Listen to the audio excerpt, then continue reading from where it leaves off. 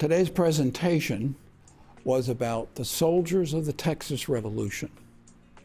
As most of you probably know, the Texas Revolution began in the year 1835. It ended in the year 1836. It was a vicious war that separated what had been the colony of Texas from its parent country, Mexico.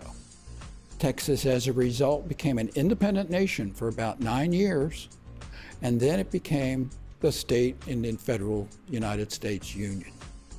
So this was a fairly significant situation here in Texas that helped the expansion of the United States. People on the outside looking at this event would say, well, the Mexican army has them outnumbered, has them outgunned, they have far more cannons, they have trained professional soldiers, they will win easily. But that's not what happened. So, Texas, at the Battle of San Jacinto, won that war. They captured the Mexican head of state, General Santa Anna, and they forced him to sign 2 treaties. And that's how the Texans became independent and a separate country from Mexico. As a typical representative items used by the Texans in this time period, a lot of Texans wore simple slouch hats.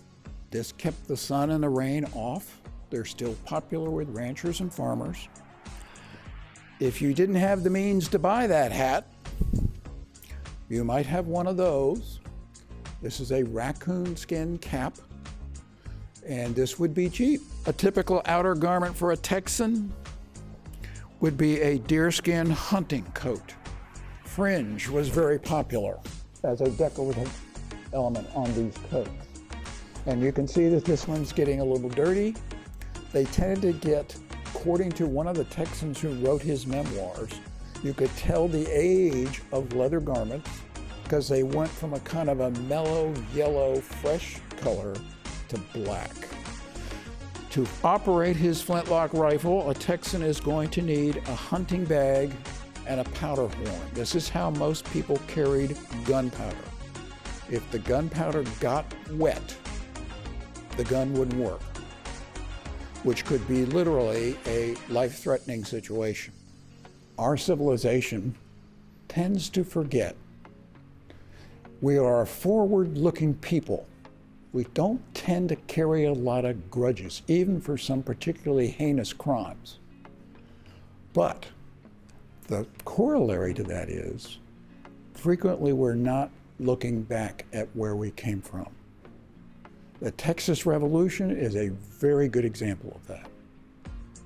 A lot of Texas people sacrificed sometimes everything for what they believed was a very good cause, is to get their lives out from under a tyrannical government.